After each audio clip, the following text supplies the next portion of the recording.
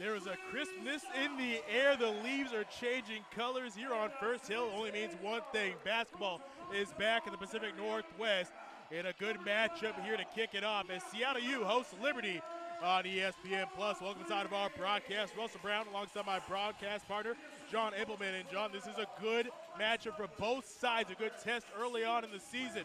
Liberty coming off a good win over Valparaiso. The Redhawks over in-state rivals Eastern Washington fall in Cheney. Challenge to bounce back here at the Redhawk Center. Yeah, and we're looking at a really efficient, historically Liberty offense that did just that in their opener against Valpo, and then historically a really stout Seattle U defense under Chris Victor that's looking to get its footing after a tough night in Cheney, Washington, and see which of those two prevail. It will be a test here. Two defensive-minded head coaches as well. Obviously, Chris Victor for the Redhawks in his fourth season. On the flip side, Richie McKay, who has some Northwest ties we'll get into later in his 10th overall season. Second stint with Liberty as well. Obviously, he had that time with Virginia, too. We know how much they like to play defense, but it will be a good one. Both men in the center circle. Ball is up. Tip is won. Liberty with the first possession. We are underway here from Seattle. Colin Porter into the front court. And already a whistle being blown. And looks like something on the court. So it'll be side out here for the Flames. Perfect time to look at that starting lineup. As I said, Colin Porter out there with Kaden Metheny. Also Owen Aquino, Zach Cleveland, and getting the start this time, Javon Moffmer, as Isaiah Enan, who got the start in the first game, will be starting on the bench today. Backing down inside, Moffmer goes up against John Christopoulos. First points go to Liberty. Flip side for Chris Victor squad, Braden Maldonado, Malik Arrington out there with Matthew Alexander, Moncrief, the three newcomers on the court for the Redhawks. Malik Goma and John Christopoulos in the starting lineup. The returners for Chris Victor's squad, and here is turnaround shot up and good for Maldonado. Make that 8, not 0, as Malik Goma. I can see him aggressive early on. Obviously, the freshman season not there offensively, but getting his bucket early.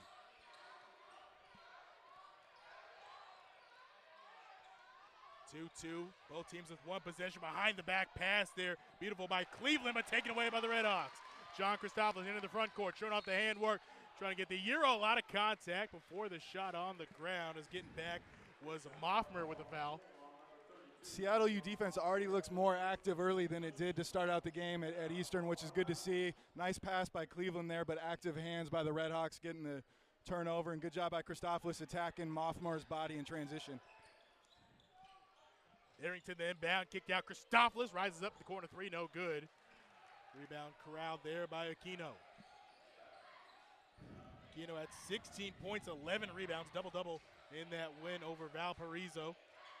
Adds another one to his total on the season here. Here's Cleveland up top of the bend. Pass off, Metheny. Shot clock down to 10. Cleveland inside, kicks out, corner tray ball, no good, too long. Corralled eventually by Arrington.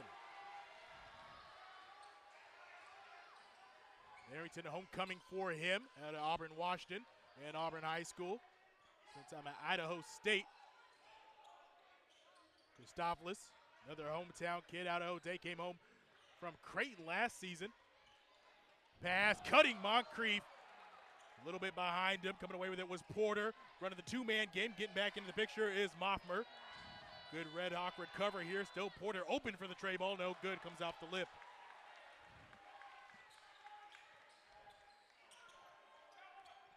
Moncrief, the leading scorer in that game against Eastern for the Red Hawks. Got caught under the basket. Jumps it off to Goma. He leaves it short. So you're hard to see both sides, John, with solid defense. Making shot, making not quite easy. Yeah, makes Liberty unique is basically their 4 and 5 men are kind of like point guards. We see Cleveland handling it there, another turnover, but him and Aquino both really talented playmakers. Moncrief got the steal, spin move up and nearly got the and one. We'll be at the line for 2. You see the athleticism there from Moncrief. We saw it in that game against Eastern Washington. Huge posterizing dunk. Would love to see that from the transfer. on almost every night, I'd guess he's going to have a quickness advantage with whoever who's guarding him. And if you're Chris Victor, it's good to see Liberty's really good in that half-court defense. You mentioned Richie McKay being a Tony Bennett disciple in the pack line, and they're looking to attack early in transition, and you got to get stops in order to do that. But that's 2 fouls now drawn by attacking the Flames in transition, and that's a good way to build the foul count and not have to try to execute in the half-court against them. Moncrief loves to get to the line, 10 trips there in that game against the Eagles, and rattles off that one. Went 6 of 10 in that game. See, checking in for the first time, Talon Peter coming in for the Flames alongside Xander Yates. Yates and Christopoulos on the court together. They also shared a court at Creighton. Now at their respective schools. Peter and Yates, both elite three-point shooters. Yates, a pick-and-pop four-man, and Peter, a Division II transfer from Arkansas Tech, where he was Conference Player of the Year and hit 2 threes against Valpo. Just above the 17-minute mark, 3-2 early on in favor of the Redhawks. And baseline pass knocked away. Redhawks active again in the passing lane. Arrington pushing it, kicking up. Maldonado 3-ball. Well to the right. Moncrief comes flying in, knocks it out. Last touched by number 12. Keep saying it, Russ. Seattle U's activity on defense has been phenomenal. They only forced 6 turnovers all game against Eastern Washington, and Liberty only had 6 turnovers against Valpo, and I think they already have maybe 3 so far tonight. Sure, that was a big discussion for Chris Victor, who does not like slack on defense. Pull-up shot there from Peter. He was fouled by Christopoulos. That'll be 3 at the line for Talon Peter. And that's where Christopoulos has to be a little more aware, right? Peter comes in the game, and you know on the scout that that's what he does. He shoots threes, and he kind of just waited a split second. When he recovered on the closeout, he ended up fouling him because he was late, and you just got to have high awareness. He took 8 shots against Valparaiso. Peter did. 7 of them were three-pointers. When that guy comes in the game, you got to know that's what he's going to do. Knocks down the front end of his free throws. First 2 free throw attempts of the season, obviously just game 2. Misses the second, one more. Ron Dan checking in for the Redhawks. Big center, 6'10" out of China. Big get for this Redhawk program. Obviously the departure of Brant Chatfield over to Iowa State. I'm going to need that size. And Kobe Williamson sideline, 5th-year senior for the Redhawks. Going to need big minutes from Dan. 2 for 3 at the line that time from Talon Peter. Flames take the lead, 4-3. Arrington near side on the wing, trying to get the entry pass to Moncrief, knocked away from behind. That one touched by Cleveland last. Paris Dawson checking in. Really the returning guard for this Red Hawk program. As he will do the inbounding honors here. Quickly popped out, Arrington to get the ball. Calls for the screen from Dan. Goes on the left side, behind the back, lost it. Active hands again by the Flames. Getting in there is Peter. Redhawks recover. 8 on the shot clock. Arrington harassed by Yates. Crossover, gets under the free throw line. Pulls up, shot good. Love to see that from Malik Arrington. He's so big and athletic, and when he gets in the paint, good things happen because he's such a good passer, and it's good to see him aggressive early, especially because the backcourt for Liberty is undersized. Arrington gives the Redhawks the lead once again, 5-4. Cleveland, he'll give it up, 3-ball lined up. Yates, no good, high rebound, Paris Dawson. Quickly ahead, Moncrief. Has he spin, has his man fall, flips it up, nearly goes in. It looks like we're going to have a foul again. I don't think I'm going to say in the act of shooting or not. We'll figure out. Back after the under-16 timeout, 5-4 early on. Redhawks had the lead here on ESPN+. And welcome back to Seattle. Unfortunately, the Seattle University community lost a great Red Hawk and Bill Eisminger, the double alumni here at Seattle University, and a philanthropist, always courtside at the games. He was a big, big donor to the program. The Eisminger Fitness Center over there as well, just to the left of us. So, big favorite drink was a Diet Coke. So, John, we're going to crack one out to Eisminger. Hope you're watching. Eisminger, dearly going to miss you, but spirit will always live on, and I'm sure he's going to be looking for a great season from the Redhawks. So cheers to him, and cheers to another great season of college basketball here. But back on the court right now, the Redhawks 5-4 had the lead. And as we said, we went into that break with Moncrief getting fouled. It was not in the act of shooting, they decided. So we'll be on the floor, baseline inbound for the Redhawks here. Who have that early 1-point lead. And baseline inbound. Arrington tosses it into Moncrief, looking to distribute. Now he's going to back down, going against Cleveland. Turnaround shot, no good, left it short. Dan flying in with that big frame. Offensive rebound, second chance here. Line up corner three, well short. Not sure if that was tipped or not by Cleveland, but Arrington comes up short on the tray ball. Porter, he'll hand off to Peter. Cleveland gives it right back. Beautiful bounce pass entry, but can't finish. The coaching staff for Liberty want a goaltend on Dan there. Might have an argument. Christopoulos on the other side, wasting no time. Pump fake goes up. Nearly gets the and one. Dan tried to tip it in, but Christopoulos fouled first, so he'll have his first trip to the line. But gotta say, John, defensive intensity, as you said, way better for Seattle U to start this game than Eastern. Also attacking the rim really well. Yeah, they're playing like the floor is tilted in terms of getting downhill offensively, and they're really, really getting to the paint, which Liberty prides themselves in that pack line defense of protecting the paint. But those early transition and semi-transition opportunities, Christopoulos, Moncrief have been really aggressive, and it's going to pay dividends as they continue to build the foul count. We see the replay there. Christopoulos getting down low, obviously returning three-point shooter, but he can get down low in the paint as well. As Isaiah Enan checks in, as I said, started that first game against Valparaiso for the Flames, getting his first minutes of this game. And 0 for 2, Christopoulos, but the ball tips out to him, takes the midi quickly in the shot clock. No good, and an empty trip there for the Redhawks. Enan in that game had 4 points.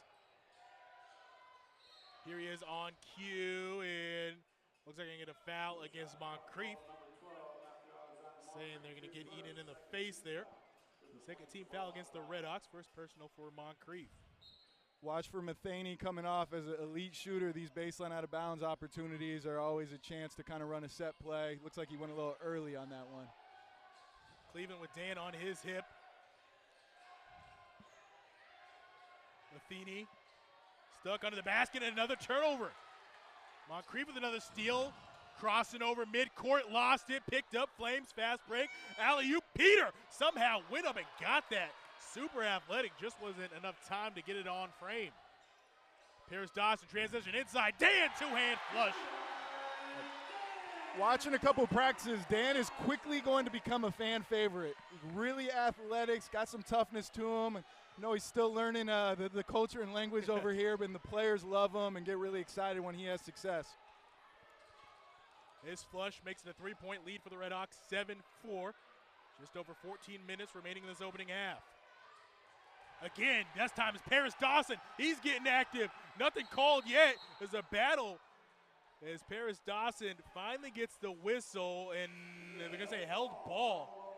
Metheny had his pocket picked. Both of them fell on the floor. The Redhawk ball here, but again, active are the Redhawks. Checking in for the first time today will be Vasya Panja and Victor Rakovic. Two of those returners here for Chris Victor's squad. As I said, a lot of turnover. No Cam Tyson anymore. No Brandon Chatfield. Talk about big contributors. No Alex Schumacher. Him and Tyson both in the G League this year. Schumacher with Windy City, and Cam Tyson just down south on I-5 with Rip City Remix, G League affiliated team there of the Portland Trailblazers. But it's going to be new faces stepping up. Obviously, John Christopoulos, but the new guys are going to be leaned on heavily for this squad that has high expectations after a CBI championship. Turnover here, quickly ahead, gets in the hand of Aquino, and he is fouled on his attempt. So a lot of whistles, but you're going to expect that from physical defense.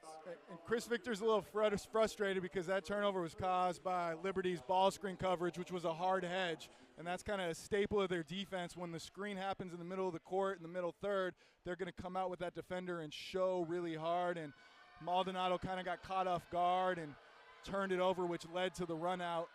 Got to be prepared for that. Aquino gets his first point of the night. Getting out of that huge game against Valparaiso, 16-11.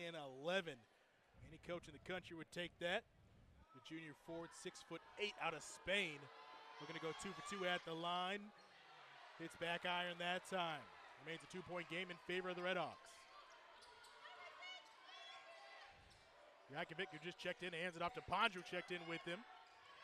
Paris Dawson now, little stutter step there, get pushed to the ground with some force. He'll be helped out by Maldonado. Seattle, you keep attacking. Already 5 fouls on Liberty, 2 more, and you're shooting free throws, for the rest of the half. Redhawks so far 1 of 4 at the free throw line. So obviously not the best start. Chris Victor not going to be happy about that. Paris Dawson. Rakovic looking for Maldonado, who's behind him at the Hawkhead logo. Anytime, 10 on the shot clock. There's that hedge again. Maldonado crossover into a straight on 3. No good, goes right. And letting it go out of bounds is Porter.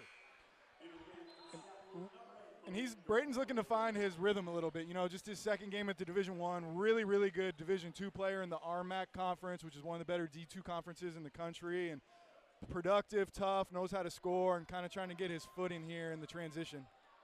Out of MSU Denver. Originally out of Anchorage, Alaska. Down low, Cleveland looking to find somebody. Panja, did he deflect that? No, he did not. Be out of bounds. But Anchorage, Alaska, a little bit of a hotbed of basketball. Wasn't that Carlos Boozer from up there? And Trajan Langdon before that, even a little bit older. Another Duke guy. Yep. Robert Soccer, was he from? I can't quite remember. I think he's Canadian. One of the Canadian Zags. But definitely Boozer, I know for sure, who his twins obviously had a big commitment. Pass inside Vastra. Panja with the finish.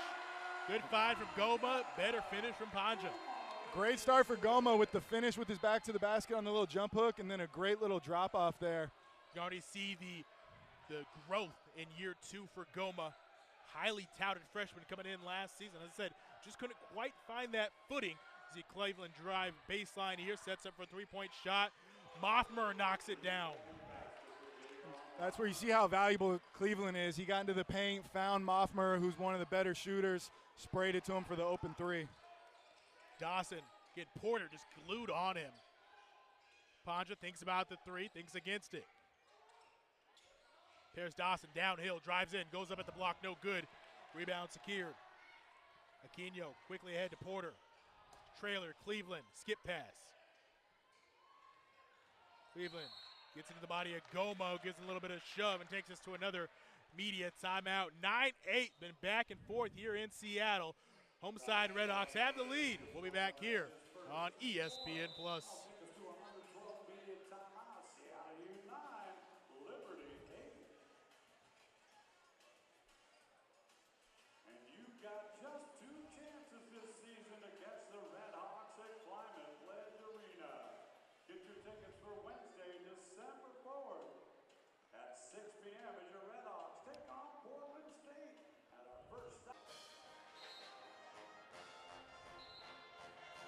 Welcome back inside the broadcast. John, you just pointed out the turnovers so far that Seattle University has been able to force on Liberty, but the Redhawks really aren't capitalizing so far. Both sides shooting poorly. Right now, that's the slight difference in this 9-8 lead for the Redhawks. If you're Richie McKay, you want your Liberty offense to just calm down and play with a little bit more poise. And if you're Chris Victor, you're really happy about the intensity the defense is playing with, forcing 6 turnovers already. But to your point, Russ, only 3 points off those 6 turnovers. And so trying to convert those anytime you get the opportunity. Foul on Malik Goma sent us into that media timeout. Side out here for Liberty as we get back underway. 11:52 left to go here in the first half. McKay, entry pass down low. Moffmer going to work, kicks out. Porter resets. Thick hand off Aquino. Moffmer, step back. Great defense again by the Redhawks. Shot clock. Did they get it off? No, they did not. And right there, out of the timeout, Redhawks playing swarming defense, not allowing Liberty to get a shot off. Forcing a shot clock violation out of a timeout is really tough because the offense had an opportunity to draw up a play, and testament to Seattle U's defense so far tonight.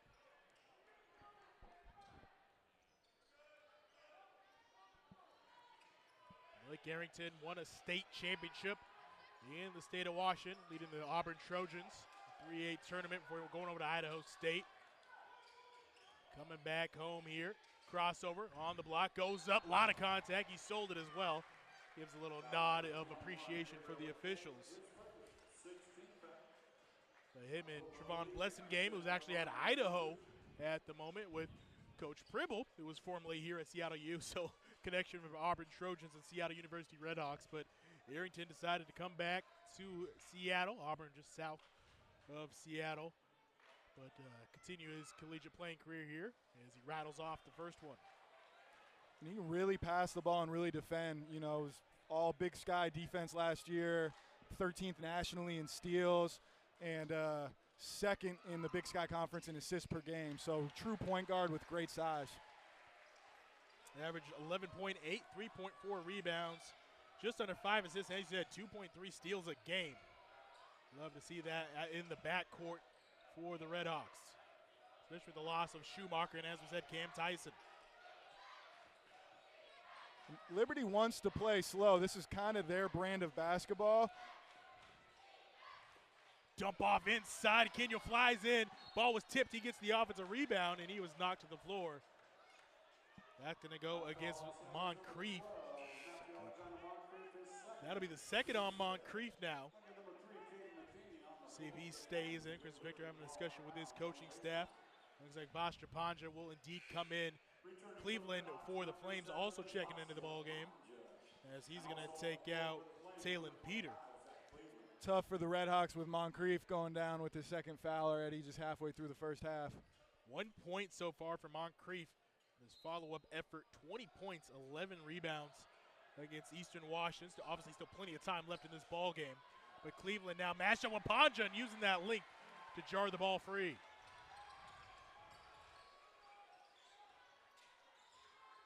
Also checking in, Deshaun Stevens for the Redhawks. First time today for him, and taking the tumble, falling out of bounds there is Malik Goma. Turnover here for the Redhawks.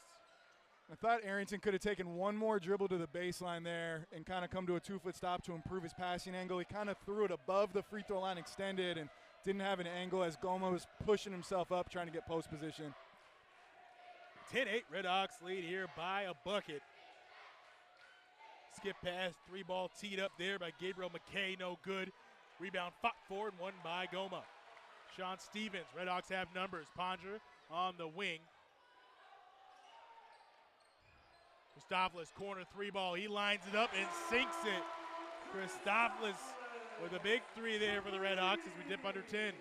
Another semi-transition bucket there. That's where Seattle U's really had some success on the offensive end. Down low, Aquino. He flips it up and he gets it to go. So far, Colin Porter likes to penetrate and kind of dump. Kind of Jason Williams-esque, those kind of, fancy passes, but they get to the target. Definitely a pass-first guy and takes care of the ball, too.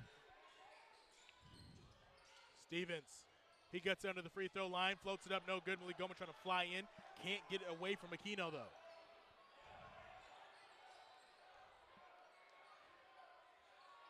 Aquino shows the back.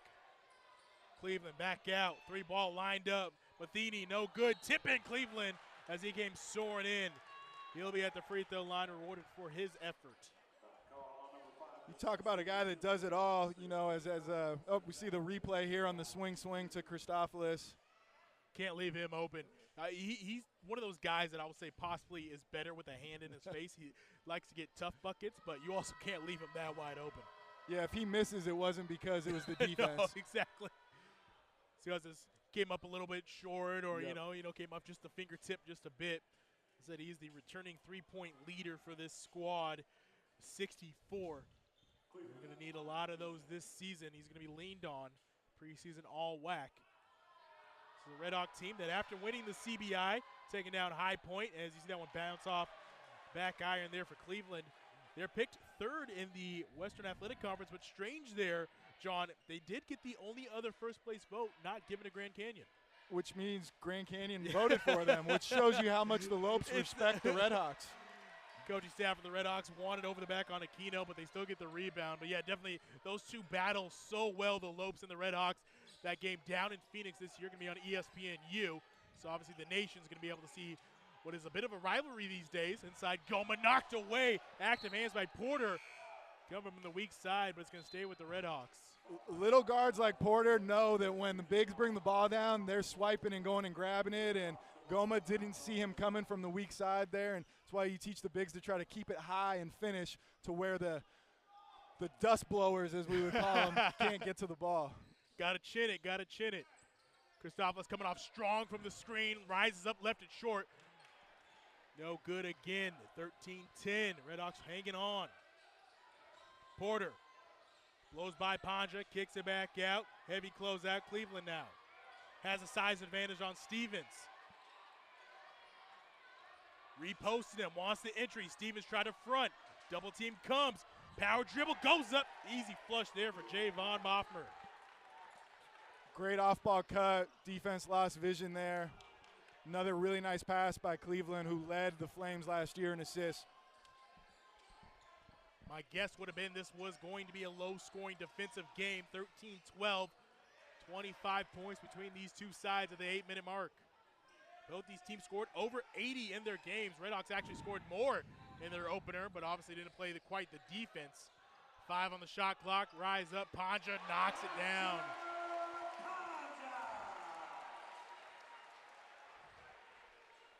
Still perfect on the year after going 3 for 3 in the opener.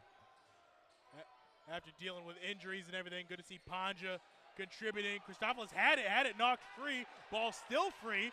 And look at the hustle there by Cleveland to get the Flames another possession. And it looks like it was out of bounds, so we'll take a break. 15-12 when we come back. Liberty surging back on ESPN+. Points separate these defensive-minded teams, 15-12 in favor of Seattle University. Javon Moffmer leading the way so far for Liberty as he is really trying to get this Liberty offense going here. I mean, it's going through him, 7 points so far. Flip side, it's not the typical name you would think with this Redhawk team. This is Vastra Panja. He has 4 points to lead the way for the Redhawks. So 7 for the leading scores on both sides here. It's Liberty ball. And the shooting just not there so far from either side, and credit that to the defense, but also just not shooting well. Definitely a slugfest so far. Teams combined 2 for 13 from 3, 5 assists to 13 turnovers between the two teams. Porter and Cleveland working the two-man game here. Active again. Arrington nearly had another steal. Drive inside, scoop. Ended up being a shot. Cleveland has room. Arrington was on his backside in the painted area. Kick gap, 3-ball corner. Metheny knocks it down. Those are backbreakers, right? You do a great job defending. You get a stop, and then you can't come up with the ball, and a three-pointer off of an offensive rebound can be momentum shifters in games. Metheny's 3 ties it up at 15. So we dip under 7 minutes remaining in the first half. Panja, entry pass. Arrington using that big frame up and under against Cleveland, and good on the left hook. Blake Goma with 4. He ties Panja now for the team high for Seattle U. Matthew Alexander Moncrief going to check in next dead ball. Arrington playing great defense so far as well on Cleveland, but broadcaster curse right there as Cleveland goes to work and scoops it up. He's just a really good basketball player. The only thing he doesn't do is shoot threes. 1 for 16 in his career, but he can dribble, he can pass, can score around the basket. Actually shot higher from the field last year than he did the free throw line. That's hard to do. Rebound there, Colin Porter. Well, I guess if you're a big man, it's not the hardest thing to do. 59%. Talk to Shaq about that. Yeah. But he understands who he is too. Yeah, you know, 100%. More of a traditional big man. You see a replay here. Metheny. Ball just worked around so well in the closeout there by make that go much just a little too late. And you hope if you're Seattle U that doesn't get Metheny going. You know, they've done a great job early on him of couple turnovers, making him play in a crowd, and he's really the best perimeter scorer for Liberty. And sometimes guys like him seeing that thing go in is all it takes to get them going. Had 16 points against Valparaiso, 50% from downtown. As Colin Porter is the one who's going to settle in at the free throw line. Did not attempt one in the season opener. This one up and no good. And a second chance, Aguinho. He's going to keep it, going against Dan, who checks back into the ball game for the Redhawks. Good move, used a pump fake, but just can't finish. Moncrief to Maldonado.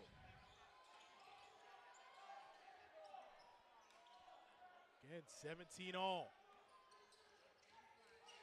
Far side wing. Arrington kicks out. Spin move inside. Maldonado can't get it to fall. Still looking to find that rhythm. Also checking in the game for the Redhawks, Will Heimbrot, as he makes an appearance here on the hardwood. Metheny. Arrington tripped up behind the play. Porter gets past everybody. That was a nice move. Looked like he was going to push it and ends up turning around and scooping it a bit. He's a pass first guy. It almost looked like he wanted to pass that there, and then he had to finish it, but he's capable of scoring. And then he comes over and lays out Malik Arrington, who's driving into the paint. Both men a little bit slow to get up. But, man, I really like Colin Porter, just the way he plays. The headband with the long hair, all that, love it. Richie McKay having a discussion with the scores table. He's not happy about something here. We said we'd talk about it later, so time to talk about it. Richie McKay, Seattle Pacific, who was a Falcon just across the water here in Seattle. Great career there. Talk about a defensive-minded coach. He was a defensive-minded player, too. All-time leader in steals for the Falcons. Yeah, it stops at Washington, assistant coach, head coach at Oregon State, Portland State, and obviously now in his second term here with the Liberty Flames. As free throw no good, but the Redhawks get a second chance. Arrington, not a three-point shooter, decides to drive it in and lost it, but it will stay here. And Richie McKay's done a great job with the Liberty program. You know, they transitioned last year to Conference USA after dominating really the Atlantic Sun for 5 years and multiple NCAA tournaments. Would have made it during the COVID year, didn't get to go, and has really established Liberty as one of the premier mid-major programs in the country. And they've really invested, too, from a resources standpoint, Definitely. which is evident through their football team, too, who's off to a really good start this year. Pass inside Moncrief. He was fouled. Both teams in the bonus. It doesn't matter if it was the act of shooting or not. So Matthew Alexander at the free throw line. Again, 10 attempts in that last game. 6 of 10. Risky move by Chris Victor, putting Alexander Moncrief back in with 2 fouls, too. You know, shows that he trusts them and, you know, not going to help them win sitting on the bench, so willing to take the risk of having him back out there and hoping he doesn't pick up his third. And if you're Moncrief, you got to be aware that, you know, this early in the game in a close game,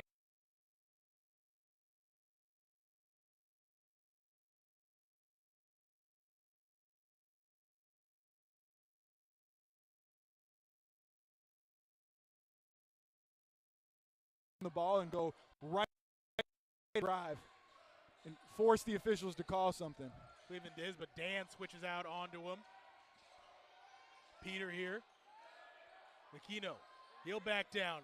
Skip pass, corner, beautiful pass to Cleveland. Tries the three, no good, box out, and rebound secured. Moncrief out, Arrington, trailer, Heimbolt, he'll take the three, no good. Hits the lip, no, back out, right back. Pass inside, Moncrief, up for 2.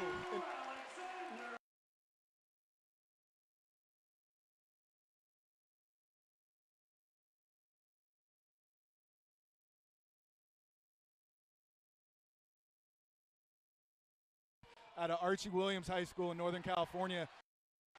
Look at Arrington diving on the floor.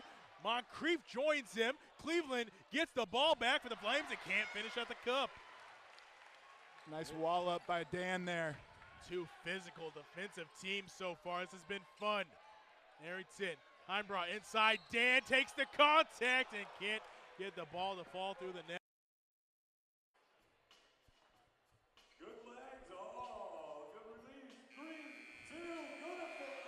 Welcome back into Seattle.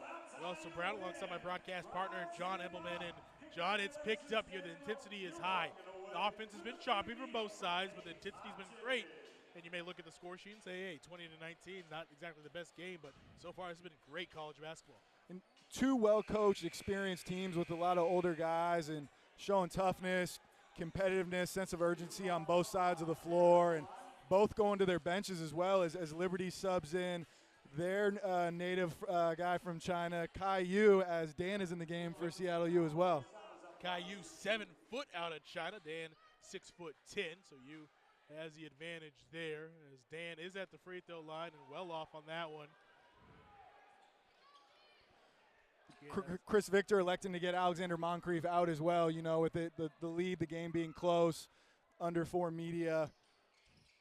Dan 0 for 2, but gets the rebound, and it takes a foul, so he'll go right back to the line. One way to make up for your mistake is get a second chance. And they're going to get Peter on that one. The 6'4" Peter fouling the 6'10" Dan. And you see Colin Porter is going to be the one checking in. It's the first personal foul on Peter there. Double bonus for the Red Hawks, and Dan settles in, knocks down this one. And actually, it's going to be Decker who's going to check in instead. Brett Decker Jr., guard freshman out of Cecilia, Kentucky. And he could shoot a little bit. He got in at quote-unquote garbage time against Valpo, but he hit a deep 3 and really highly touted coming out of high school. And Liberty really feels like he's got a bright future for them. Dan 1 for 4 at the line there. That's not going to help the Red Hawks shooting from the charity stripe in the first half. 3:16 left to go.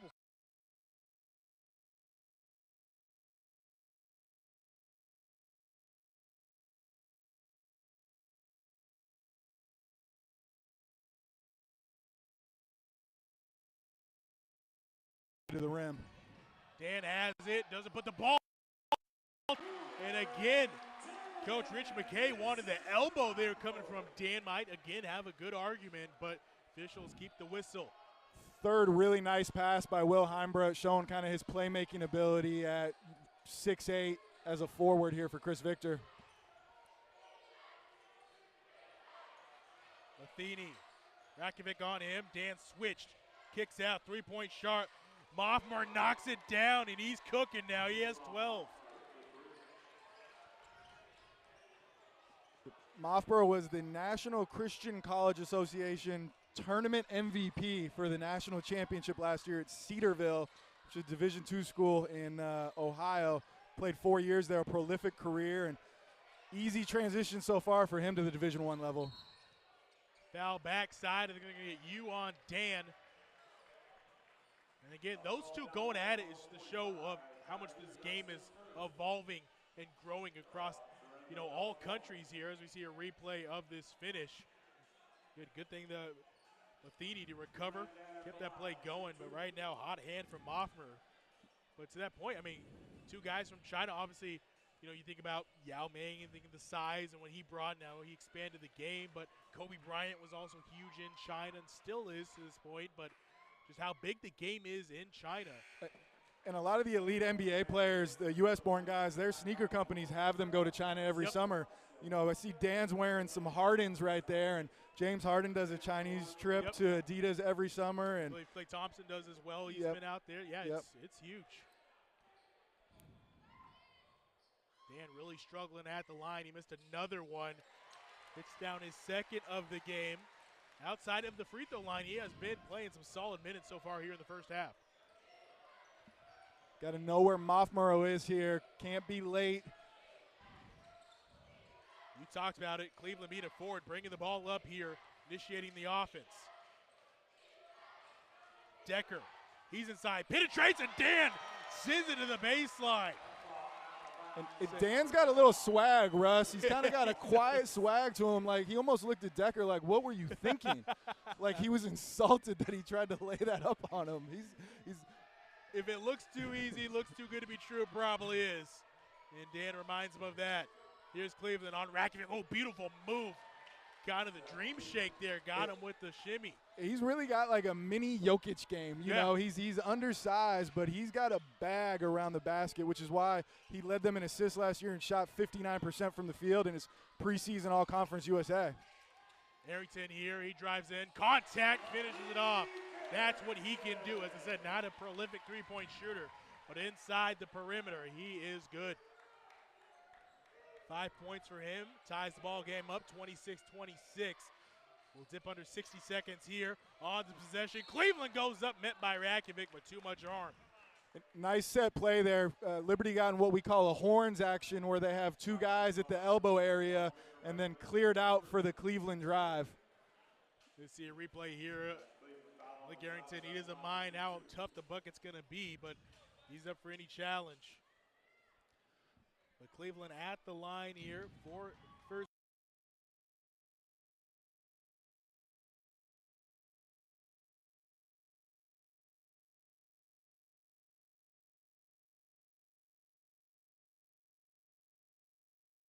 Throw line. Kaden Peter back in the game for the last 104. Vaz Panja misses off the lip, or gets the rebound off the lip, excuse me. Now we do officially dip under a minute remaining here. 1 point lead for Liberty on the road, trying to go to 2-0 on the season.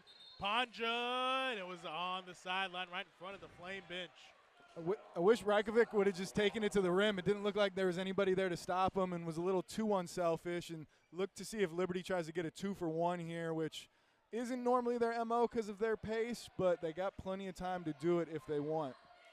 Looks like Metheny is not thinking that right now. Goes near side wing, initiate the offense.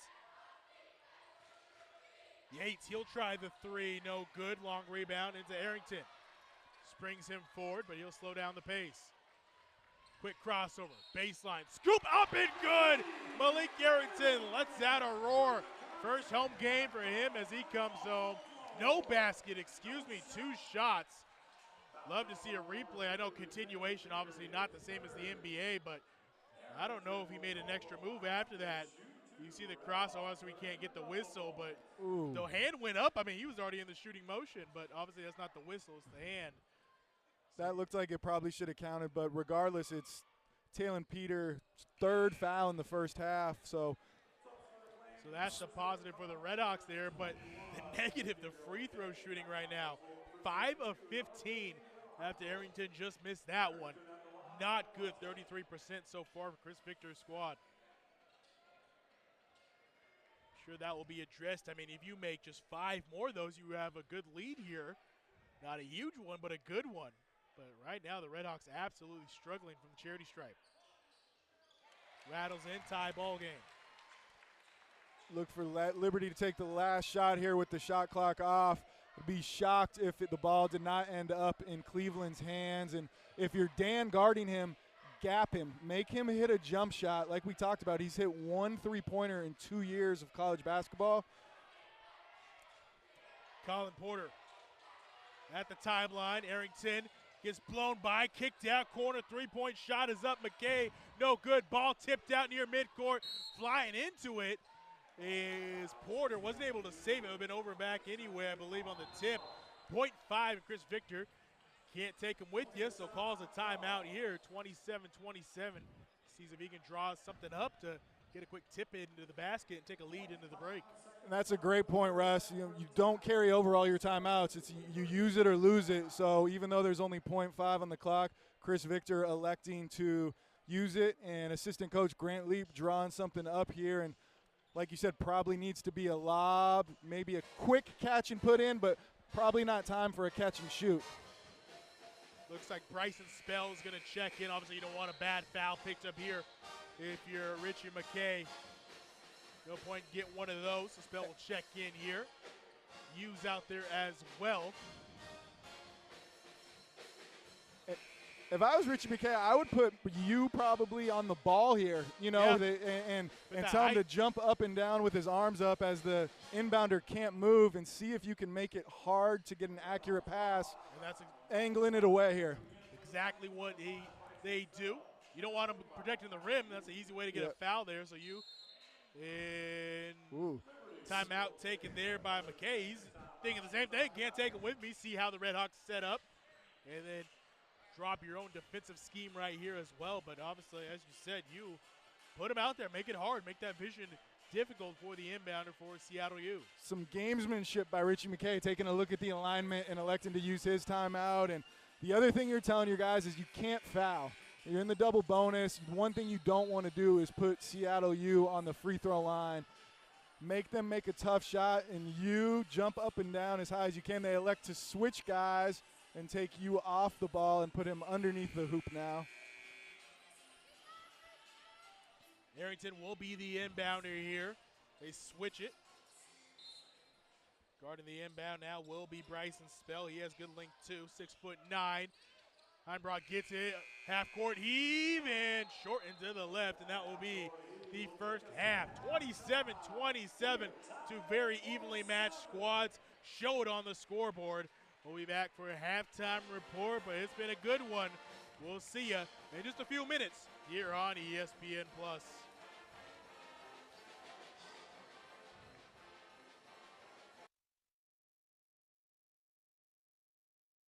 Start the second half of action.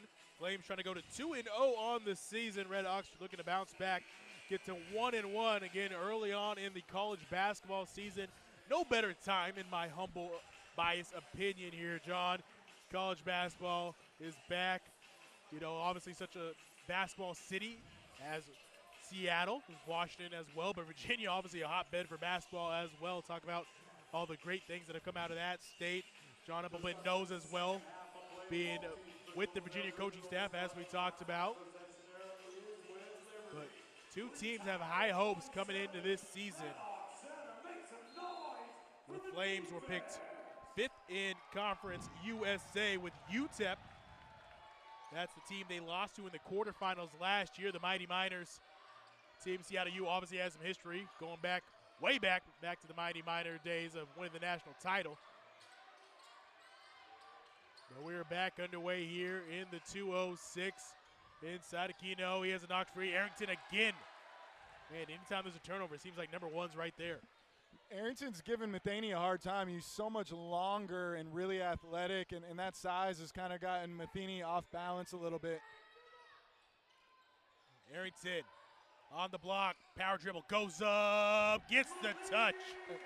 And on the other side of it, sorry, Russ, Chris Victor yeah. goes right away to attack Metheny, Yep. guarding Arrington because of the size advantage. Maldonado takes a tumble, maybe a little too aggressive there on Colin Porter, meeting him to start the second half. So 0-0 crime there. First foul for Maldonado on the night. Aquino facing up. Moffmer takes a step back, goes again. Christopoulos, Maldonado picks his pocket. He had no numbers, gives up to Moncrief. Kick back out, might have gotten away with the travel there. Arrington will set up the offense now at midcourt. Talk about that horn action there. Knocked away Aquino. Said too lazy of a pass. I'll take that. Flying in, gives it up. Cleveland attacking and flies through the air for the slam. What a sequence there from Liberty, and the defense is going to be the theme again here in the second half of early indicators.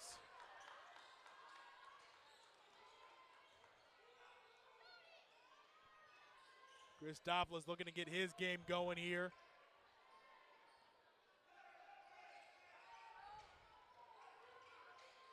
Inside, off the glass, too strong. Taking a swipe there. Moffmer still got the rebound, checking on that left eyebrow. Cleveland straight on, right at the bend. Moncrief sagging off him. Metheny, he gets taken away by Christopoulos, jumping in the passing lane.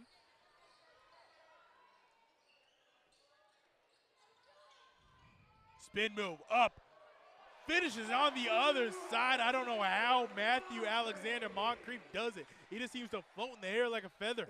He loves to spin. Whether he catches it on the mid-post, he likes to quick spin baseline, and when he's got the ball in the middle of the court, likes to spin too, and really nice, quick, athletic finish there by Alexander Moncrief.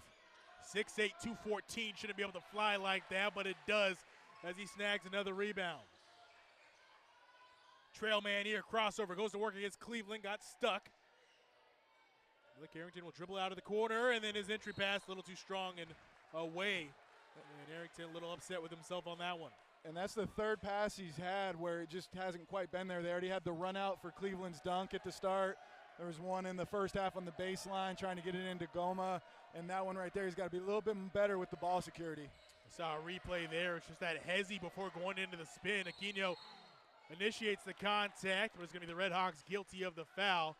And that's not good. Matthew Alexander Moncrief He's going to pick up another one here. That's number 3. And he's going to have to check out. If maybe not. The official said he was moving. Be interesting to see the replay on that. Sebastian Panja will come in. And it looks like Maldonado's a little shaken up too. So we're just having a chat with the bench. No, it's air. Can't quite tell who Paris Dawson's going to come in for. But Aquino at the free throw line knocks down the first one. That's a good sign. Free throws being made. It indeed is Maldonado who comes out. Dawson and Arrington will be the backcourt now. Panja had a good first half. 4 points for him. 9 points in that game against Eastern Washington. Aquino shooting into the red zone here. Goes 1 for 2.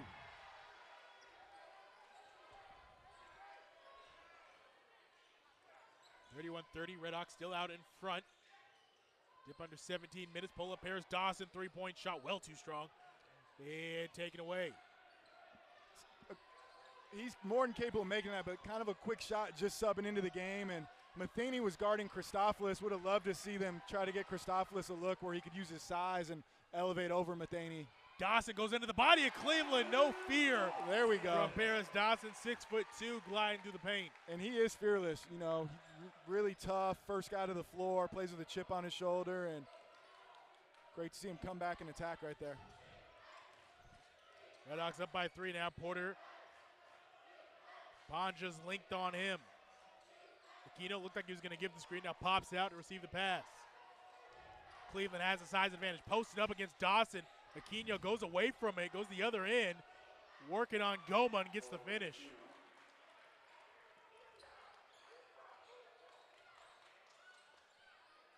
So offense definitely a lot better early on here, John. Defense still intense, but the offense finding ways to score. Christopoulos, he pulls up, shot, no good. Rolls off the rim.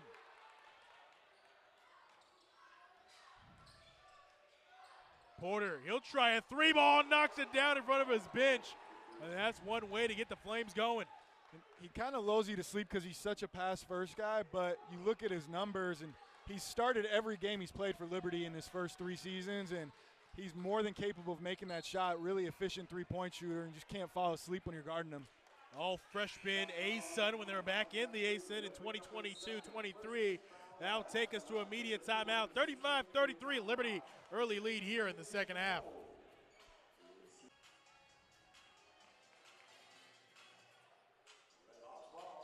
Well, just because he's pass first doesn't mean he can't hurt you from the perimeter. Colin Porter knocks down the 3, gives Liberty the lead here early in the second half, 35-33. 5 points for Colin Porter so far in this ballgame. Sebastian Panja drives in. That's a tough one over Cleveland. As Panja again having a great game. 6 points for him. Real luxury for Chris Victor that Alexander Moncrief can get in foul trouble, and you can bring Panja, an experienced fifth-year guy, in that understands the system and his role. Oh, tomahawk slam just gets hung up on the rim. Zach Cleveland nearly brought down the Red Hawks center roof. Christopoulos trying to make him pay on the other end. He can't. But my goodness, Cleveland went up trying to break the rim. If you're going to go LeBron on it like that, then you got to finish it. You got to be 20-year-old LeBron, not 39-year-old LeBron on that. Ball was tipped, I believe, not just an air ball there from Metheny. Paris Dawson here behind the back, gets inside the paint, scoop shot high off the shot clock. Like I say, in the act of shooting. And yes, they will. And, John, this is a Conference USA WAC crossover. Both leagues going at it right now. And right now, Conference USA, absolute bragging rights right now. Sam Houston, former WAC school, they're up 57-39 earlier in the second half against Tarleton. Western Kentucky might be the shocker right now at Grand Canyon, up by 1 point. Second half just started. And that one, that's a big one. California Baptist and Kennesaw State, the closest one right now. Outside of this one, 51-50. Second half just getting underway. Southern Utah trailing by 1 to FIU, that is just about to get to halftime. And New Mexico State, also a former WAC member, up by 2 on Utah Tech. So Red Hawks got to represent you this one for the Western Athletic Conference. Utah Valley did beat UTEP. Louisiana Tech, preseason favorite in Conference USA, beat UT Arlington 92-77. And Middle Tennessee got the win over Abilene Christian 79-56. Those are the three finals so far on the day. As Paris Dawson knocks down the free throw, Redhawks have the lead. But these are always fun. You're not talking about the travel, and it is fun because Conference USA does have so many former WAC schools. The rivalries kind of hang over as, again, Porter gets the finish to go. And Porter putting together a great game as well here for Richie McKay. He's just really steady, Like you don't start every game as a true freshman as a 5'9" point guard unless you know how to play the right way and have earned the trust of the coach. Dawson had a man on his back and flipped it up. Maybe it didn't fall through. Dan was going to flush it home. Good job by the big man to let it go and fall through for number 2.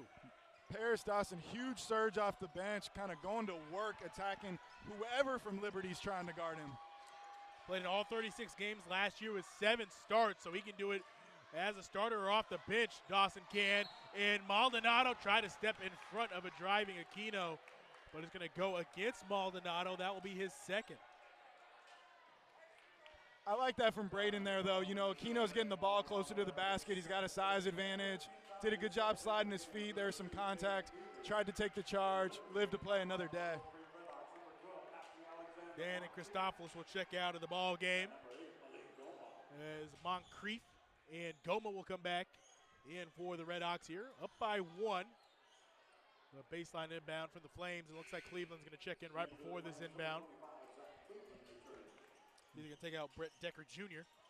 Paris Dawson leaving off right where he was against Eastern Washington. Scored 14 off the bench in that game. And like you talked about, fifth-year guy, super experienced.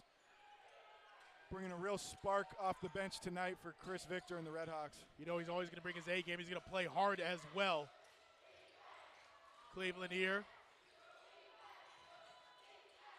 Shot clock down to 6. Porter inside. Turnaround shot. Eden. Good. Skin did not get the start Isaiah Eden did. But, man, he can still play, trust me, as he had 4 points in that first one against Valparaiso. Now he has 2 in this one. Turnover by the Redhawks. Cleveland. Corner. Inside and 1. What a finish. Taylin Peter takes it to the club. He's going to be at the free throw line for 1 more 2. Hit on the side of the head. And in even worse news for the Redhawks, Alexander Moncrief's 4th foul with 12:36 to go in the game. And great attack there by Taylin Peter, who was a bucket last year at Arkansas State Division II, won their conference player of the year. Actually got married this summer. Oh, that's good. No, I don't have that in my notes. That's a good pull right there. He said, only one person's going to lock me up, and they're not on the court tonight. That's what he said on that drive. Shout out to Miss Peter at home. 42-38 after the free throws by Taylin Peter. Victor Rakovic had to come into the ball game. Matthew Alexander Moncrief here with those 4 fouls. Goma, he was hooked there with Peter. Double team comes, he splits it, but a foul on the floor before he went up. He showed a lot of poise tonight, to kind of taking his time. Goma, he had a really nice pass for an assist. Already has 2 buckets with his back to the basket and some real growth for him. We talked about, obviously, it's hard to replace your backcourt in Schumacher and Tyson, but Branton Chatfield and Kobe Williamson being injured. Chatfield not injured over at Iowa State. He's a Cyclone now, but the bigs really are the ones that need to step up this year. The backcourt's going to be solid, a lot of bodies they can throw out there, but the bigs need to show up. So Goma really showing that maturity in year 2 with the program is going to be huge. Redhawks hard time getting the ball in there on the baseline out of bounds. Now it looks like they're kind of in that coffin corner where it can be hard as well. You got plenty of time on the shot clock. Just look to get the ball into Paris Dawson's probably going to what we call zipper cut here, where he's going to go from the block up to try to get a catch. Rajkovic screening for him, and look for Maldonado to get a wide pin down on the weak side from Goma. Bodrick gets it in to Dawson. Creeping out on him is Gabriel McKay. Rakovic cuts inside, and Aquino gets caught in the air. I think that one's going to be on the ground as well. Great off-ball cut and good poise by Braden Maldonado, not forcing it. You come to a jump stop and found Rakovic on the cut. Yates will come back into the ball game here, taking out Aquino. There's 2 fouls on him, 8 points total. Looks like some sweaty mess needs to be cleaned up right there at the WAC logo. If they can get Goma a touch here close to the basket, he's got a size and strength advantage on Yates for sure. They had Rakovic for a second, looked away from him. Paris Dawson in the corner. He'll drive in on Yates, and the C's part, and Dawson controls himself to lay it up. So that's something that doesn't get credit enough for guards. Sometimes when you expect that contact and it's not there, that's harder to finish. So good body control there by Paris Dawson to get the bucket. 40-42 in this great ball game. A lot of contact there.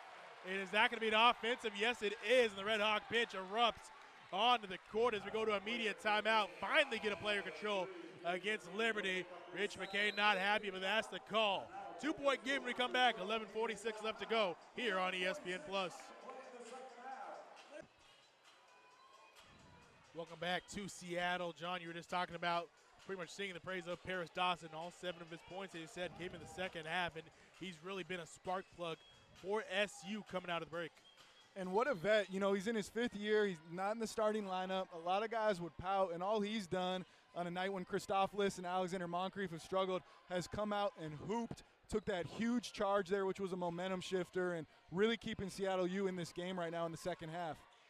Here he is on cue, giving up to Malik Arrington, who was fouled on the drive here.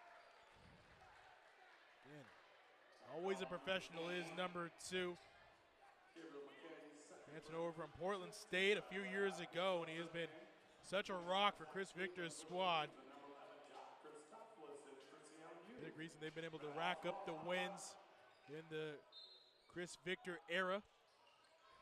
On First Hill here in Seattle. Malik Goma has it, looking to distribute. Christopoulos all over him is Metheny. 10 on the shot clock. Arrington goes to work off the screen from Goma. Right side, kick it. Dawson catch and shoot 3. Can he get to 10? Not on that shot. Great look, though. Really nice find by Arrington as the shot clock was winding down. Look at the hezzy from Metheny. The drop off inside the in, and then the foul is going to be called. But, man, what a dime right there. Eden just couldn't quite finish, but he was bumped, so he'll be at the line. Officials have the hardest job on the court, but I don't love that call, right? Enan is in his 6th year of college, played in the Big Ten. He just smoked a layup, and he kind of got rewarded for the little putback there. It's been a really physical game, and especially as it winds down here, let's let the players decide it, and that goes on both ends. You know, I thought that one was a little ticky-tacky. We'll see if ball don't lie or not, like Rasheed Wallace says. Oh, well, if it fell through that time, Sheed would be happy on that one. As Enan, 6'9" German, was at Minnesota before. Former Gopher, now Flame, knocks down both. 44-40 after the free throws, dip under 11.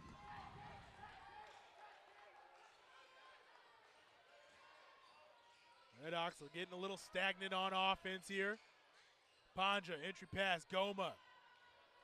Working on Cleveland, that high dribble goes up off the glass, no good. Peter scoops it off the rim.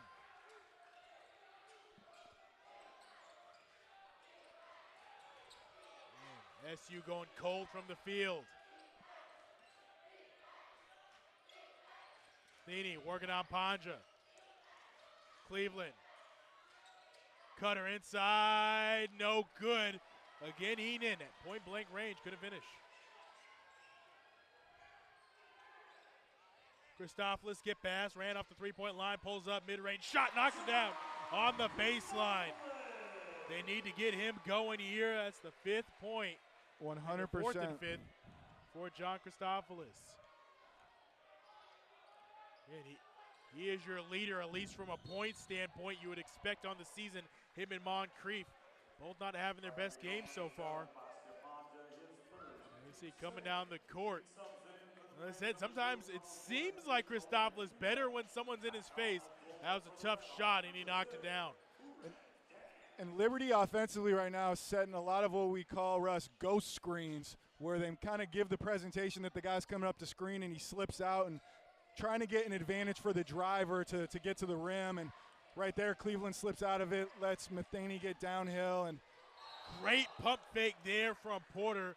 And taking a tumble is that Goma. Or He's on the floor, and they're going to call for the medical staff. Arrington, maybe? It is Arrington. Malik Arrington on the floor. I'm not sure if he's bleeding or not, but the 4 Redhawks still standing up, quickly signaled over, and luckily someone on the Liberty staff came over quickly with a towel. I think he might have got his eyebrow or something cut open, so hopefully he's okay. But, man, that skip nearly stolen away by John Christopoulos. Gets into the corner to Colin Porter. Instead of trying to force it right away, gets the pump fake, but those are always scary when you got a body flying down at you. Yeah, might have some blood on the court. We've been talking about it's a slugfest, and, you know, going 15 rounds, it looks like. Like a prize boxing, I get that with the ice thing they put on the eyebrow when it's cut open for a boxer, or the glue to get it sewn back up there quickly. But I think, yeah, indeed, there might be some blood on the court. And he's up and standing here. Gets a round of applause from this homecoming crowd at the Red Hawk Center. Good crowd for the home opener of the 2024-25 season. And high expectations on First Hill here, coming off a CBI championship. But the Red Hawks, you know, they're still hungry. They want that NCAA. That's what they're looking for last season in the Western Athletic Conference. WCC move will be next season. But that's what their goal is, to get to the NCAA tournament. And obviously, there's a big daunting team in purple down south in Arizona that seems to get in the way of these Red Hawks. But, you know, CBI is great, and it's good to get postseason experience, but that's definitely not their end goal. And it's tough for WAC teams to get at-large bids, you know, just because the scheduling opportunities and the way the networks and all that. So really, if you're Chris Victor, how do we get to the conference play and conference tournament looking our best? And Kobe Williamson will be back at some point, and the more that these guys can kind of get a better feel together, and maybe guys that haven't had as bigger roles can learn to step up, hopefully it really pays dividends in January, February, and March. And him and Grand Canyon are originally going to go to the WCC together to kind of keep that rivalry going, but recently announced Mountain West came calling in. As you see Christopoulos knock it down. But the Lope said, hey, we're going to go to the Mountain West, possibly more opportunity with the shuffling Gonzaga leaving the WCC. Well, maybe that was the final straw there for the Lopes, but it's ever-changing landscape of college basketball. This one's kicked in the corner, three-point shot there from Metheny. He knocks it down. And the assistant from Liberty, who probably runs their offense, is saying again, and what that was a ghost screen. It created confusion, led to the penetration for the drive and kick opportunity. Seattle U needs to get organized, whether they're going to switch it or not. They got to be on the same page of what they're doing defensively, because Liberty looks like they feel like they've found something that they can have some success with in the half court. They have the 4-point lead under 9 here. Paris Dawson, no shot on that play. Foul's going to be called against Javon Moffmer. The second one on him. And Paris Dawson with the free throw line. Both teams in the bonus. Getting that physicality as we talked about. But can you hit your free throws? That has been the key. Red Hawks are 7 of 19 at the line. Paris Dawson himself 1 of 2 tonight. He was 2 of 2 in the loss to Eastern Washington. So he'll settle down, try to knock both these down, make it a 2-point game. For the coaches on the couch at home, watch for this, the quote-unquote ghost screen. Next play, you'll see someone from Liberty come up, make it look like they're screening, and slip out of it, not actually setting a screen.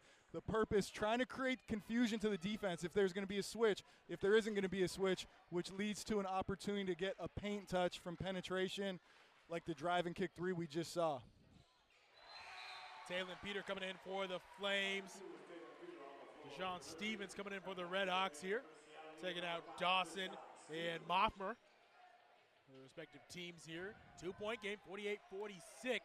8:45 left to go here in regulation. Game has played out pretty much exactly how most people would have predicted between these two squads. Porter downhill, stops at the block, dumps it off. Ball kicked out. Peter hesitated for a second, then shot the three. Did not get that in rhythm. Here's Panja, waving Maldonado away. Stevens with the fake handoff to Christopoulos there. Dan high screen. Stevens nearly stepped over the backcourt. Maldonado, baseline, cut off. Dan wants it. Christopoulos will take it and knocks it down. John Christopoulos, huge three there. That gets him fired up. He's pumping that chest up. Great patience to get it to your projected leading scorer. 49-48, Redhawks back out in front. Porter floats it up there. A lot of contact. Keno sticks with it and finishes it off. Huge there, timeout taken by Richie McKay, but that's a big one there from your big man, Owen Aquino, going up. Was originally a lob there from Porter, who just floated it up. But here, this is what you want to see if you're the Redhawks. John Christopoulos hitting contested threes. Big one there. With this three, John Christopoulos, the first one to get double digits for the Redhawks. His team currently trails by one. Good sign. Malik Arrington back in the game, does have a bandage over that eyebrow. And he's ready to roll once again. Here he is on cue, gives up to Christopoulos. Quick crossover to the left hand, gets to the baseline. Dan in the painted area looking for it. He's flashing now. High screen for Arrington. Panja, corner, tray ball, good! Nostra Panja with the big one, puts the Redhawks back out in front by 2 as we approach 7 minutes remaining. And if he can do that this season, then that's going to be a huge lift because three-point shooting-wise, he's just been very average in his career and 3 for 3 on the young season from the three-point line. That's big, Cleveland. He's trying to back down. Arrington nearly gets another steal. Here's Porter driving downhill. Throws it, takes it, taken away by Malik Arrington. That length picks it off. Panja thought about another one. No heat check here. Get your pass to Dan. He's working Aquino. Turn around off the glass. Oh, it ended up going off the heel.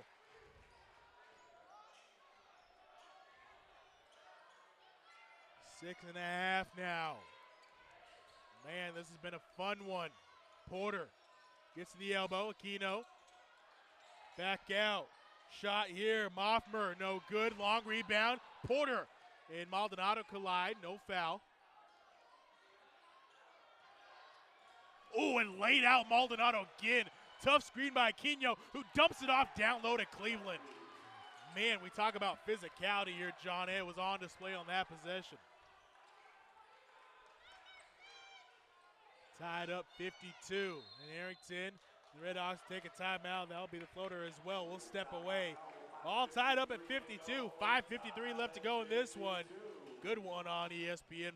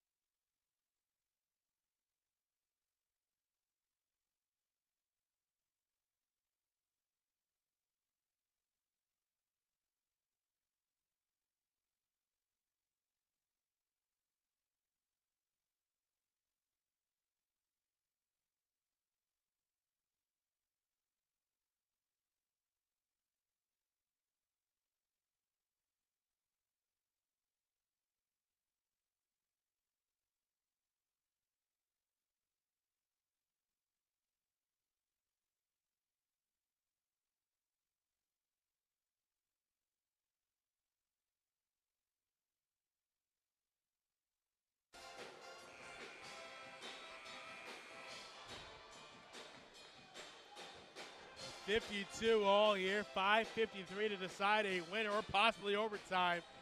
Because right now, I don't think we want this game to end, just how fun and competitive it has been. Physicality been the name of the game. Neither side really has the opportunity to blink. No runs, really extended runs at least, in this game. It's been tight from the tip.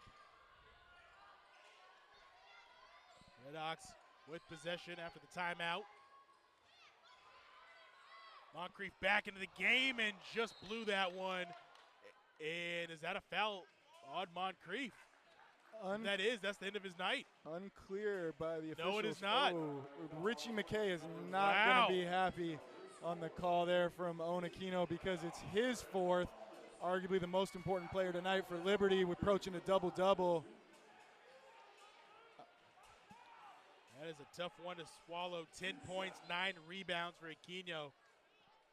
What I do love about that is Chris Victor called a timeout, and then he drew up the play, and what they did was emptied out the backside and gave the ball to Moncrief at the top of the key, allowing him to use his quickness and rip it and attack Aquino, knowing that he does have 3 fouls, and he is an important player for Liberty.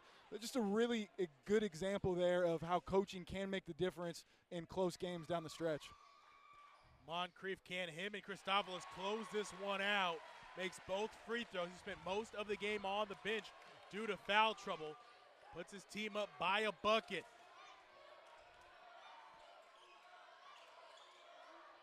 Cleveland here, far side wing.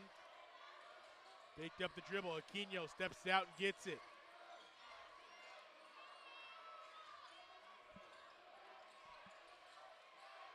Shot clock at 7. Aquino turn, faces, goes against Goma. And a foul's going to go against Malik Goma. Looks like he kind of half pulled the chair on him, but obviously didn't work on that one as Aquino going to be at the free throw line. Third one against Goma. Most of the 2 in foul trouble right now on the hardwood for the Redhawks. 3 on Goma, 4 on Matthew Alexander Moncrief. Look for Seattle U to go back at Goma, trying to get Moncrief, Alexander Moncrief a touch again. And when they're not falling, they just aren't falling. That touched every part of the rim, but no part of the net there. Aquino is denied on the first one. Trying to make it a 1-point game here on the second attempt. Again, shooting into the red zone here. He goes 1 of 2. Yep.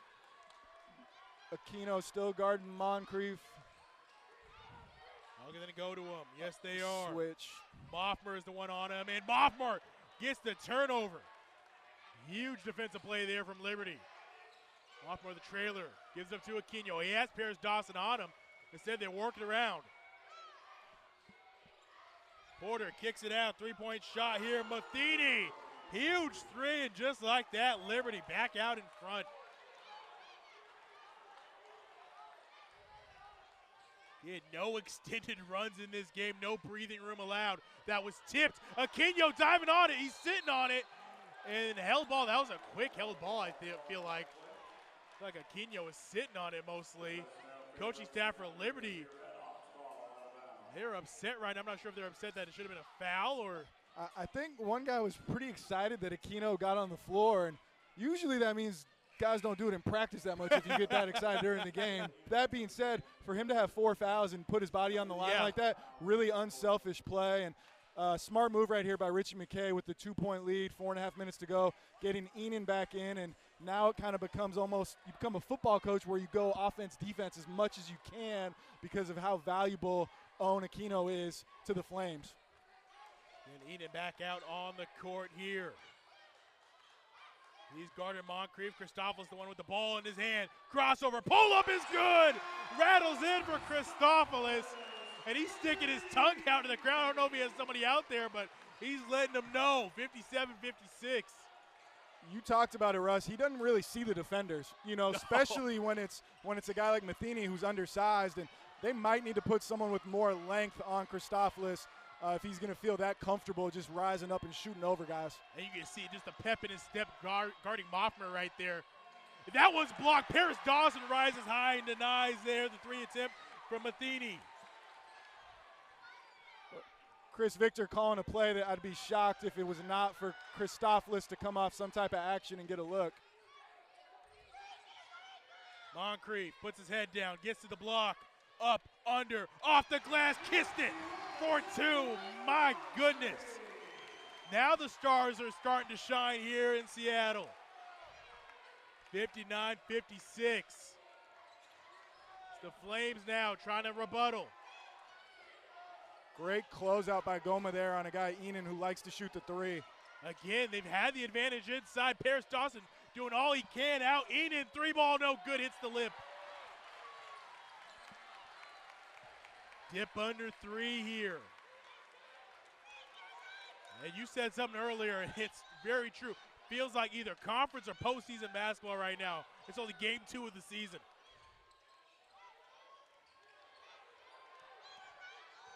Arrington. Christopoulos, a deep one. Bang! John Christopoulos is in fuego. Timeout Liberty. My goodness. Number 11 is out here, out of his absolute mind.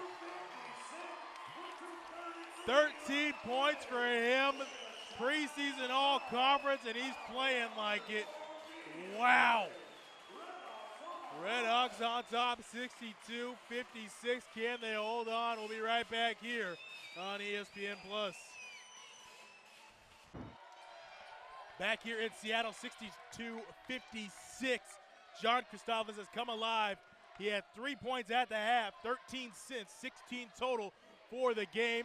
Porter and the Flames need to respond.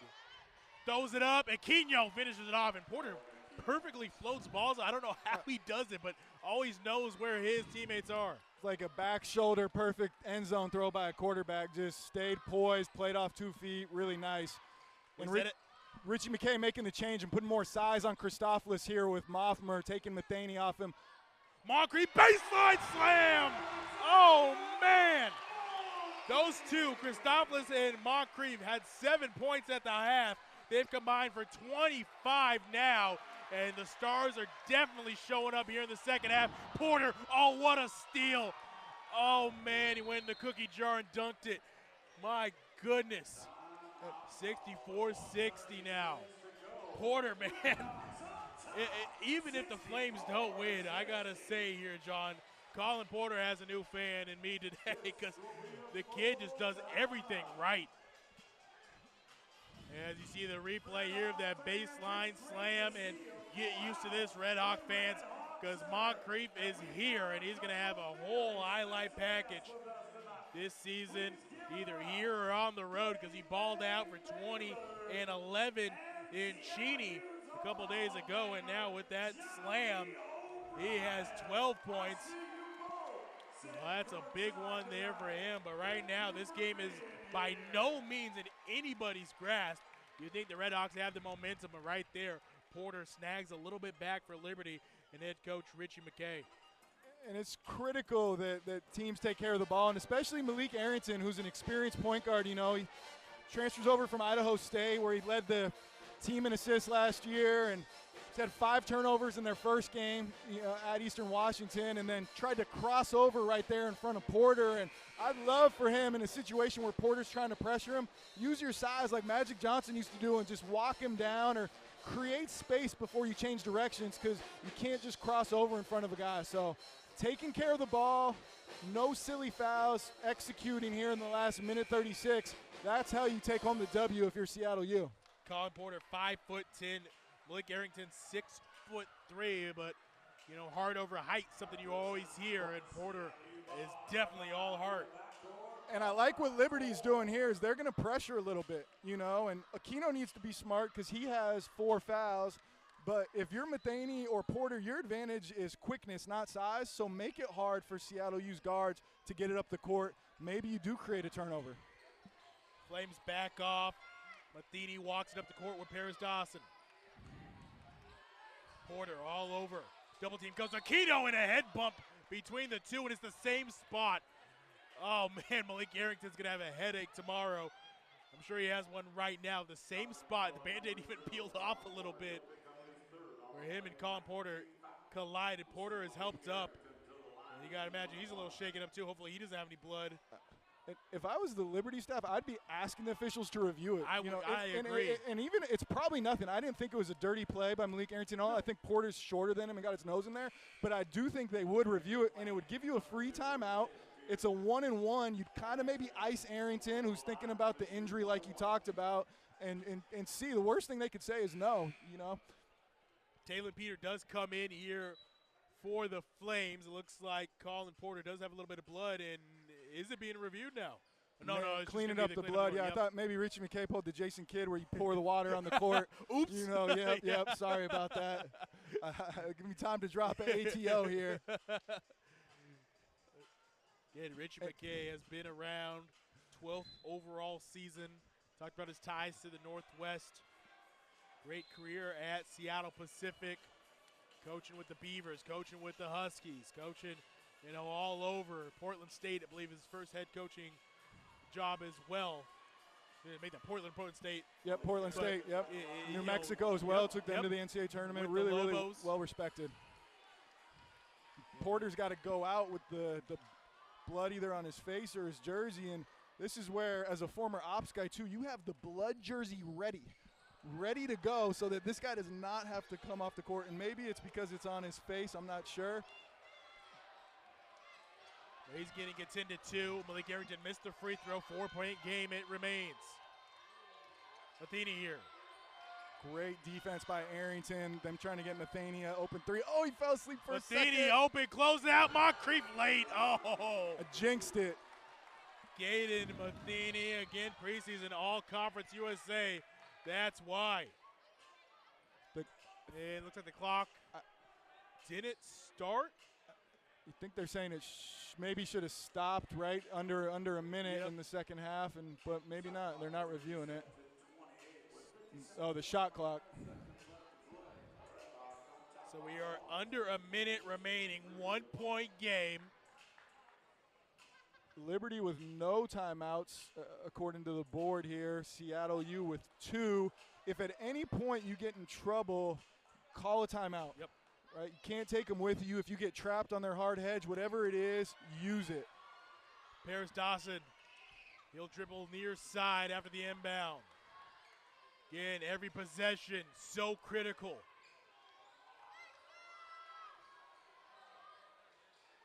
Moncrief, Christophilus. He'd love a dagger. Baseline, pull-up shot, no good. Right there, Malik Goma.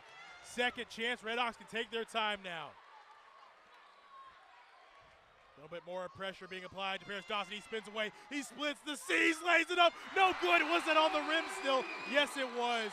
Malik Goma nearly had a huge one, but basket interference gonna go against Goma there as it is hung up and Goma couldn't time it. And Chris Victor asking for a review, and the officials saying that they can't review that, I believe. Yep, that is indeed, and you hear the boos from the Red Hawk crowd here. Looked like a good call on the floor. Yep, I agree. If you're Liberty, do you take the last shot and you go home with the win or lose? Is that what you do? I think you got to give yourself time to get an offensive rebound at least. Or the way Seattle U's shooting free throws, you can play the foul game if you don't score, so maybe you go earlier. Metheny gives it back over to Colin Porter. Porter, skip pass. Aquino, back Porter. Run up the three-point line, down to 5. Metheny 3, good! Oh, man, Kaden Metheny lets out a scream, him and Colin Porter, and the Liberty bench on the court. My goodness. Big-time shot maker. Him and Colin Porter, both under 6 foot, man, they play well above their heights. What a three. And they're telling them to stand up. Yep. This is a 30-second timeout. They're telling both coaching staffs, it looks like. My goodness. Yep. Kick gap 3.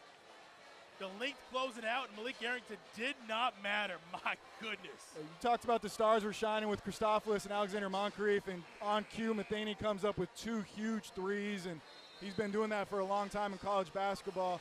3.7 seconds. They say you got about 1 second per dribble. So if you're Seattle U, you're thinking you got 3 for sure, maybe 4 dribbles here. Paris Dawson or Arrington could get close to inside the three-point line in the paint with that. And then if you're Liberty, you know, you don't want to give up a bucket, but a 3 and you lose. That's my point here, John. Do you go, hey, we're looking for the win, or do you look for, hey, let's go to overtime and force this? Like, what is the situation here of your head coach, Chris Victor? And I think that you got to try to get the best shot you can, but you don't have a ton of time. And look for Arrington to loop and get the ball going downhill. What I don't love is that Liberty doesn't have anybody on the ball, so if Arrington can get open, it's an easy pass for Panja. Redhawks do have 1 timeout remaining. Panja gets it in. Oh, stolen away by Aquino, and that's going to do it. Panja threw it into the middle of the field, and like a free safety, Aquino came in there, picked it off to seal the game. What a win on the road for Liberty. Richie McKay and the Liberty Flames moved to 2-0, while the Redhawks and Chris Victor dropped to 0-2. 2 tough ones to start the year. Man, what a game we had here, John. Yeah, really, really tough loss for the Redhawks to swallow. But I do think, looking back, Chris Victor can feel really good about the effort of the team. You know, and Paris Dawson showed up 2 games in a row and played really well. And Christopoulos and Alexander Moncrief got going late. And credit to Liberty coming all the way to Seattle, you know, on the road and playing as well as they did, with not playing the cleanest game either, turning the ball over, missing free throws, and Metheny stepping up big late and hitting 2 huge threes to take the Flames over the top and back to Lynchburg with the W. I will say 2 things are certain in my mind. One, Liberty, who was picked 5th in the preseason poll, much better than that in Conference USA. They will have a say in who gets that automatic qualifier for them. Seattle University might be the best 0-2 team as well. Both things are true. What a game we had here tonight. Well, for John and myself, Russell, thanks for tuning in. We'll see you next time here on ESPN+.